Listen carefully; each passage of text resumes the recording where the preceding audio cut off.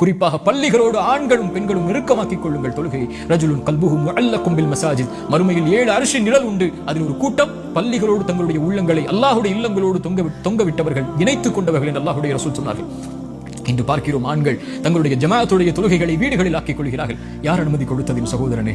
ஒரு ஆண் கடமையான தொழுகையை தொழுவதற்குரிய இடம் வீடல்ல, நீங்கள் இருக்கக்கூடிய இடம் அல்ல, மஸ்ஜித்.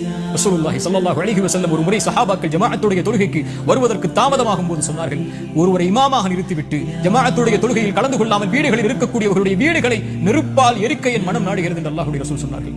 அல்லாஹ்வுடைய ரசூலுடைய கோபத்தை பாருங்கள். மரணிக்கக்கூடிய தருவாயிலும் கூட அல்லாஹ்வுடைய தூதரால் நடக்க முடியாத பள்ளியை நோக்கி என்று இருந்த போதும் கூட 2 தோழர்களுடைய தோள்மாட்டில் தங்களுடைய புஜங்களை போட்டுக்கொண்டு கால்களை பூமியில் தரதரவென இழுத்து முஹம்மது ரசூலுல்லாஹ் அல்லாஹ்வுடைய இல்லத்தில் தொழுதார்கள் என்றால் என்ன அனுமதி இருக்கிறது எனக்கும் உங்களுக்கும்?